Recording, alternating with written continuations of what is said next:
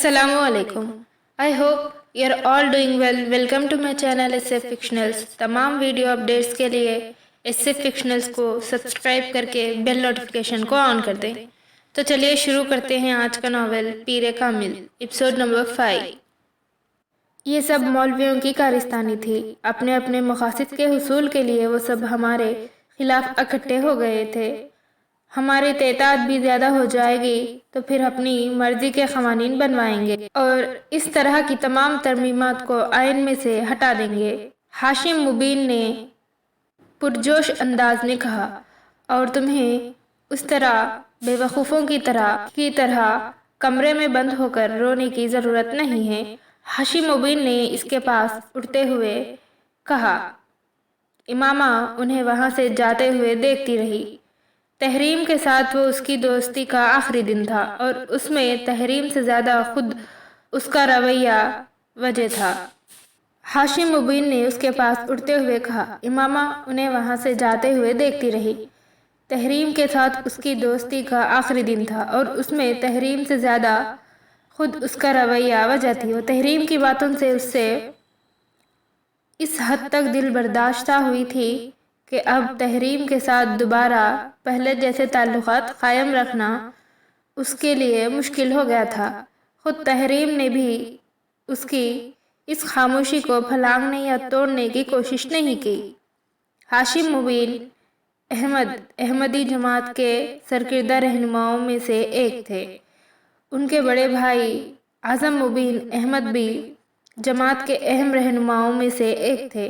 उनके पूरे ख़ानदान में से चंद एक को छोड़कर बाकी तमाम अफराद बहुत साल पहले उस वक्त खादियानियत इख्तियार कर गए थे जब आज़म मुबीन अहमद ने इस काम का आगाज़ किया था। जिन लोगों ने खादियानियत इख्तियार नहीं की थी वो बाकी लोगों से ख़ता ताल्लुक़ कर चुके थे। अपने बड़े भाई आज़म मुबीन ने नक्श कदम पर चलते हुए हाशिम मुबीन ने भी ये मज़हब इख्तियार कर लिया। आज़म मुबीन ही की तरह उन्होंने अपने मज़हब के फ़रोग़ और तबलीग के लिए काम करना भी शुरू कर दिया। 10-15 सालों में वो दोनों भाई इस तहरीक के सरकिर्दा रहनुमाओं में से शुमार होने लगे। इसकी वजह से उन्होंने बेतहाशा पैसा कमाया और उस पैसे से उन्होंने सरमायाकारी भी की, मगर उनकी आमदनी का बड़ा ज़रिया तहरीक की तबलीग के लिए मैसर होने वाली फंड्स ही थी। इनका शुमार इस्लामाबाद के प्लेट क्लास में होता था। बेतहाशा दौलत होने के बावजूद हाशिम और आज़िम मुबीन के घर का माहौल रवायती था। उनकी ख़वातीन बाकायदा पर्दा किया करती थी, मगर इसका ये मतलब नहीं था कि इन ख़वातीन पर ना रवैया पाबंदियाँ या किसी किस्म का जबर रवा रखा गया था। उस मज़हब की ख़वातीन में तालीम का तनासुब पाकिस्तान में किसी भी मज़हब के मुकाबले में हमेशा ही ज़्यादा रहा था। उन लोगों के आला तालीम भी मारूफ इदारों से हासिल की। इमामा भी इसी किस्म के माहौल में पली बड़ी थी। वो उन लोगों में से थी जो मुंह में सोने का चमचा लेकर पैदा होते हैं, और उसने हाशिम मुबीन को भी किसी किस्म के माली मसाइल से गुजरते नहीं देखा। यही वजह थी कि इसके लिए तहरीम की ये बात नाकाबिले यकीन थी कि उसके ख़ानदान ने पैसा हासिल करने के लिए ये मज़हब अख्तियार किया। गैर मुल्की मशीन्स और बैरून मुल्क से मिलने वाले फ़ंड्स का इल्ज़ाम भी उसके लिए नाकाबिले कबूल था। वो ये बात अच्छी तरह जानती थी कि हाशिम मुबीन इस मज़हब की तबलीग और तरजीह करते हैं और तहरीक के सरकिर्दा रहनुमाओं में से एक है, मगर ये कोई खिलाफ मामूल बात नहीं थी। वो शुरू से ही इस सिलसिले में अपने ताया और वालिद की सरगर्मियों को देखती आ रही थी। इसके नज़दीक ये काम ऐसा था जो वो इस्लाम की तबलीग व तरजीह के लिए कर रहे थे। अपने घर वालों के साथ वो कई बार मजहबी इज्तिमा में भी जा चुकी थी और सरकिर्दा रहनुमाओं के लंदन से سیٹلائٹ کے ذریعے ہونے والی خطبات کو بھی باقاعدگی سے سنتی اور دیکھتی آ رہی تھی۔ تحریم کے ساتھ ہونے والی جھگڑے سے پہلے اس نے کبھی اپنے مذہب کے بارے میں غور کرنے کی کوشش نہیں کی تھی۔ اس کے لیے اپنا فرقہ ایسا ہی تھا جیسے اسلام کا کوئی دوسرا فرقہ۔ اس کی برین واشنگ بھی اسی طرح کی گئی تھی کہ وہ سمجھتی تھی کہ صرف وہی سیدھے راستے پر تھے، بلکہ وہی جنت میں جائیں گے۔ اگرچہ گھر میں بہت شروع میں ہی اسے باقی بہن بھائیوں کے ساتھ یہ نصیحت کر دی گئی تھی کہ وہ بلا وجہ لوگوں کو یہ نہ بتائے کہ وہ دراصل کیا ہے۔ اسکول میں تعلیم کے دوران ہی وہ یہ بھی جان گئی تھی کہ 1974 عیسوی میں انہیں پارلیمنٹ کے ایک غیر مسلم اقلیت قرار دیا تھا۔ وہ سمجھتی تھی کہ یہ مذہب دعو میں آ کر کیا جانے والا ایک سیاسی فیصلہ ہے، مگر تحریم کے ساتھ ہونے والے جھگڑے نے اسے اپنے مذہب کے بارے میں غور کرنے پر اور سوچنے پر مجبور کر دیا تھا۔ تحریم سے ہونے والے جھگڑے کے بعد ایک تبدیلی جو اس میں آئی وہ اپنے مذہب کا مطالعہ تھی۔ تبلیغی مواد کے علاوہ وہ ان کتابوں کے علاوہ وہ جنہیں اس مذہب کے ماننے والے اور مقدس سمجھتے تھے، اس نے اور بھی بہت سی کتابوں کا مطالعہ کرنا شروع کر دیا، اور بنیادی طور پر اسی زمانے میں اس کی الجھنوں کا آغاز ہوا۔ مگر کچھ عرصے مطالعے کے بعد اس نے ایک بار پھر ان الجھنوں اور اضطراب کو اپنے ذہن سے جھٹک دیا۔ میرٹ کے فوراً بعد اسجد سے اس کی منگنی ہو گئی۔ وہ اعظم مبین کا بیٹا تھا۔ یہ اگرچہ کوئی محبت کی منگنی نہیں تھی، مگر اس کے باوجود امامہ اور اسجد کی پسند اس رشتے کا باعث بنی تھی۔ نسبت طے ہونے کے بعد اسجد کے لیے امامہ کے دل میں ایک خاص جگہ بن گئی تھی۔ اپنی پسند کے شخص سے نسبت کے بعد اس کا دوسرا ٹارگیٹ میڈیکل میں ایڈمیشن تھا، اور اسے اس بارے میں زیادہ فکر نہیں تھی۔ وہ جانتی تھی کہ اس کے باپ کی پہنچ اتنی ہے کہ اگر وہ میرٹ پر نہ بھی ہوئی تب بھی اسے میڈیکل کالج میں داخل کروا سکتے ہیں، اور اگر یہ ممکن نہ ہو تو بھی وہ بیرون ملک جا کر میڈیکل کی تعلیم حاصل کر سکتی تھی۔ تم پچھلے کچھ دنوں سے بہت پریشان ہو، کوئی پرابلم ہے؟ وسیم نے اس رات امامہ سے پوچھا۔ وہ پچھلے کچھ دن سے بہت خاموش اور الجھی نظر آ رہی تھی۔ نہیں، ایسی کوئی بات نہیں ہے، تمہارا وہم ہے۔ امامہ نے مسکرانے کی کوشش کی۔ خیر، وہم تو نہیں، کوئی نہ کوئی بات ہے ضرور، تم بتانا نہیں چاہتی تو اور بات ہے، وسیم نے سر جھٹکتے ہوئے کہا۔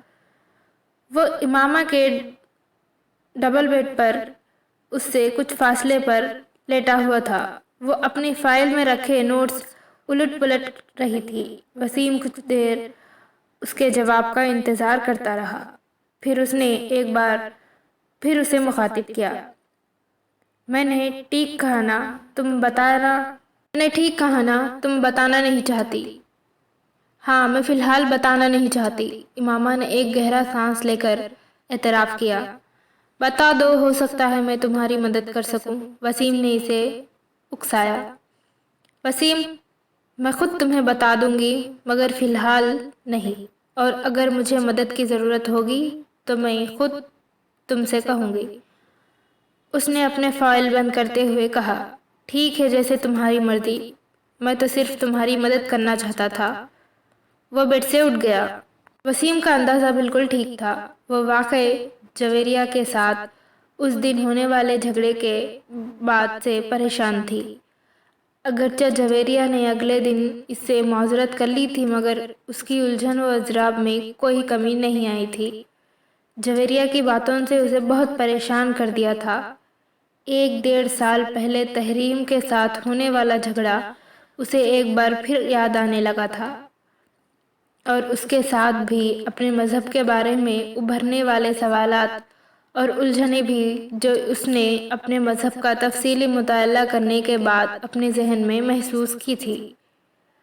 جویریہ نے کہا تھا، میری زندگی کی سب سے بڑی خواہش یہ ہے کہ کاش تم مسلمان ہوتی۔ وہ عجیب سے بے یقینی میں مبتلا ہو گئی تھی۔ کیا میں مسلمان نہیں ہوں؟ کیا میری بہترین دوست بھی مجھے مسلمان نہیں مانتی؟ کیا یہ سب کچھ صرف ایک پروپیگنڈا کی وجہ سے ہے جو ہمارے بارے میں کیا جاتا ہے؟ آخر ہمارے ہی بارے میں کیوں یہ سب کچھ کہا جاتا ہے؟ کیا ہم لوگ واقعی کوئی غلط کام کر رہے ہیں، کسی غلط عقیدے کو اختیار کر بیٹھے ہیں؟ مگر یہ کیسے ہو سکتا ہے؟ آخر میرے گھر والے ایسا کیوں کریں گے؟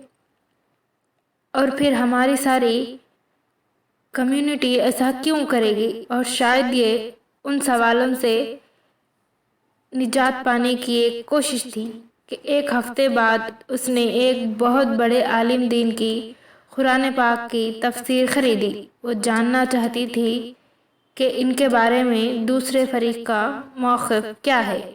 قرآن پاک کا ترجمہ وہ اس سے پہلے بھی پڑھتی رہی تھی، مگر وہ تحریف شدہ حالت میں تھا۔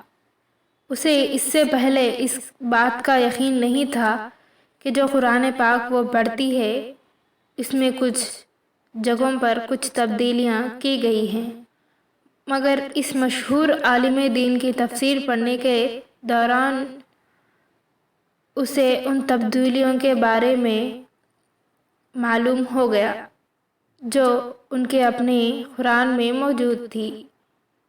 اس نے ایک کے بعد دیگر مختلف فرقوں کے اداروں سے شائع ہونے والی قرآن پاک کے نسخوں کو دیکھا۔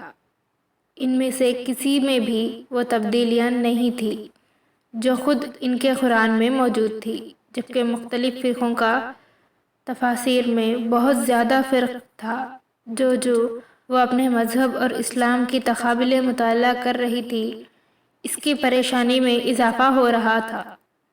تفسیر آخری نبی پیغمبر السلام صلی اللہ علیہ وسلم کو ہی ٹھہرایا گیا تھا۔ کہیں بھی کسی ذلی یا امتی نبی کا کوئی ڈھکا چھپا اشارہ بھی موجود نہیں تھا۔ مسیح موعود کی حقیقت بھی اس کے سامنے آ گئی تھی۔ اپنے مذہبی رہنماؤں کی جھوٹی پیش گوئیوں میں اور حقیقت میں ہونے والے واقعات کا تضاد اسے اور بھی زیادہ چبھنے لگا تھا۔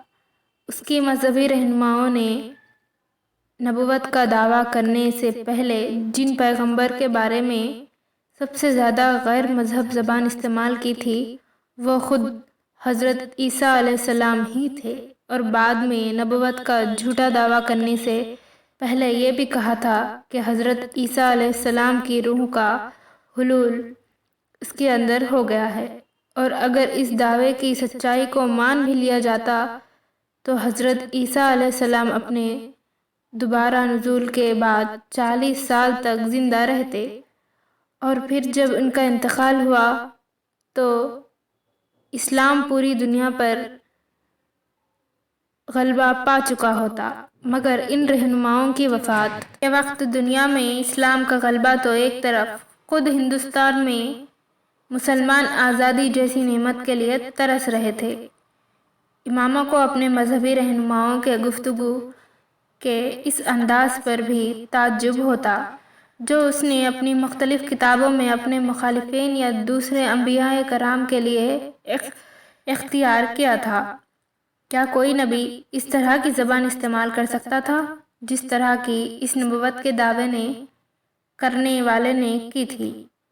بہت غیر محسوس انداز میں اس کا دل اپنے مذہبی لٹریچر اور مقدس کتابوں سے اچاٹ ہونے لگا تھا۔ پہلے جیسے اتحاد اور یقین تو ایک طرف، اسے سرے سے ان کی صداقت پر شبہ ہونے لگا تھا۔ اس نے جویریہ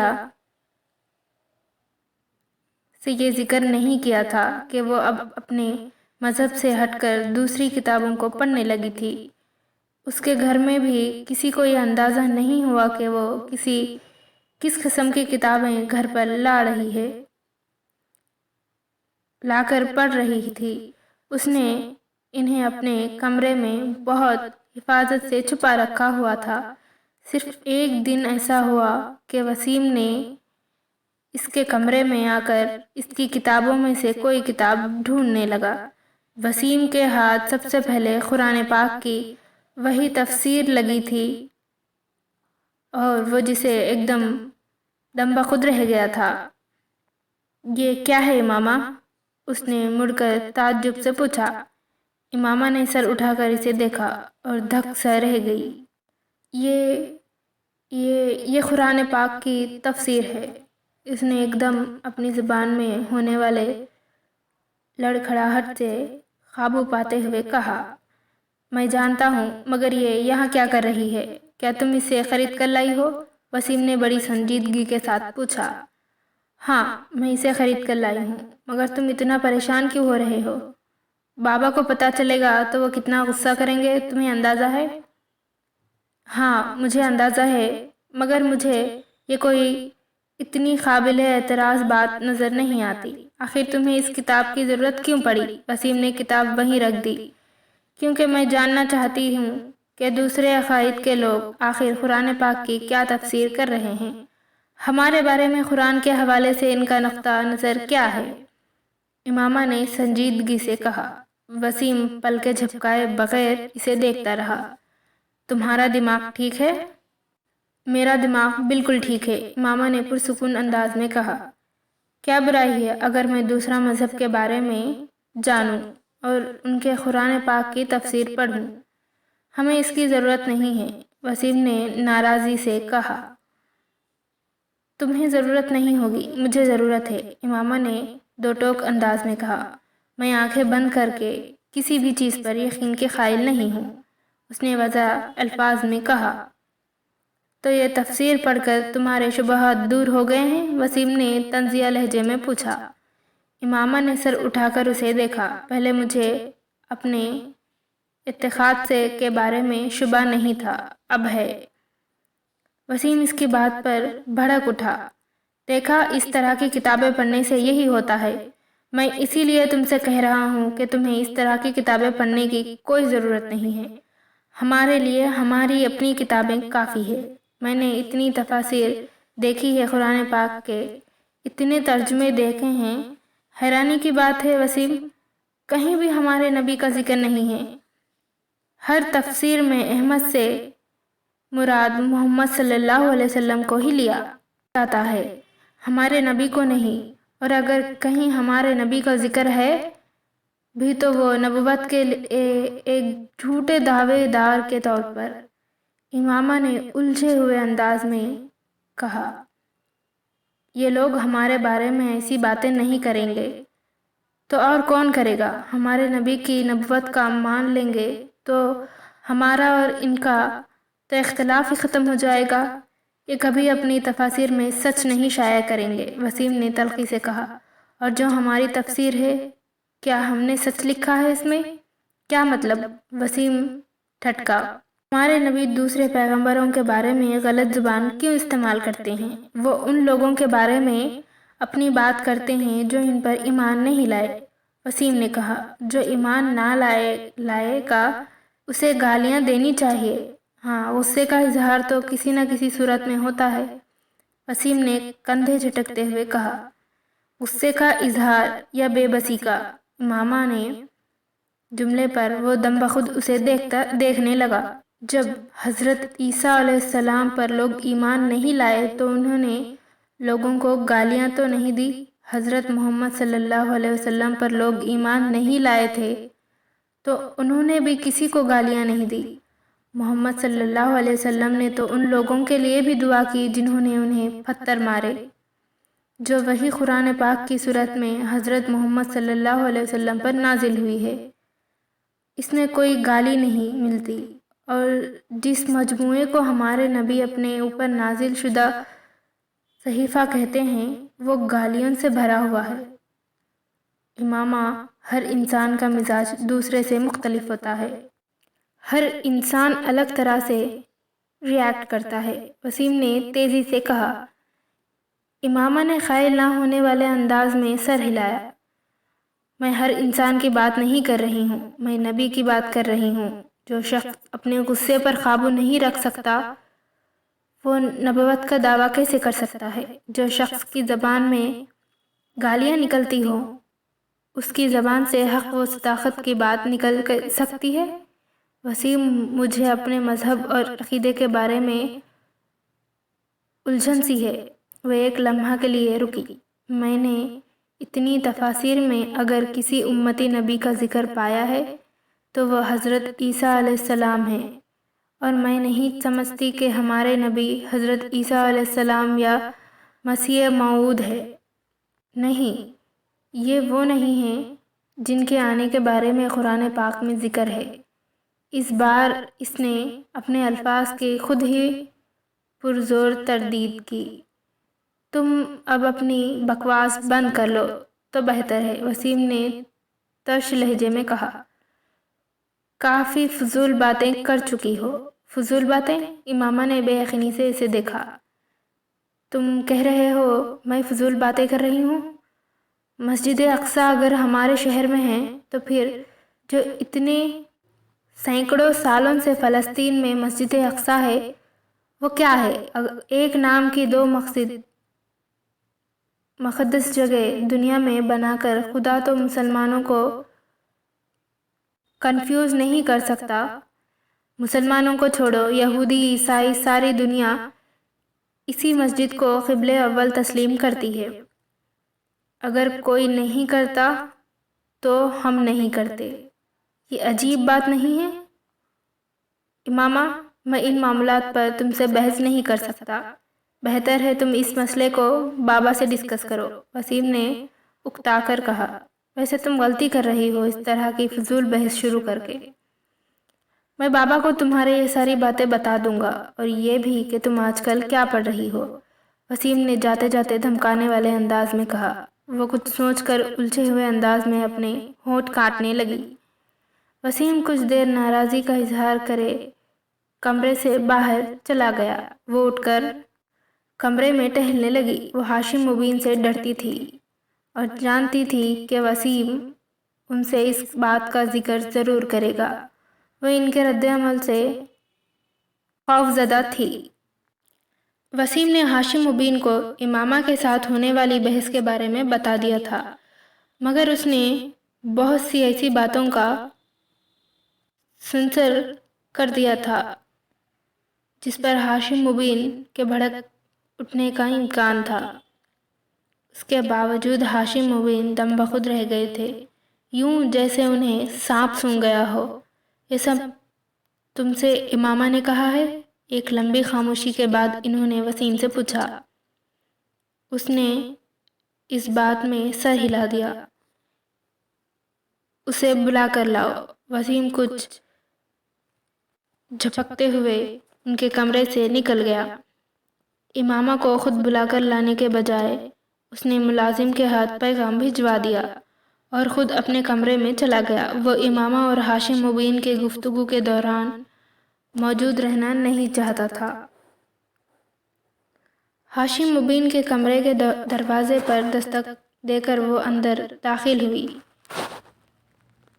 تو اس وقت ہاشم اور ان کی بیگم بالکل خاموش بیٹھی تھی۔ ہاشم مبین نے اسے جن نظروں سے دیکھا تھا اس نے اس کے جسم پر لرزش میں کچھ اور اضافہ کر دیا۔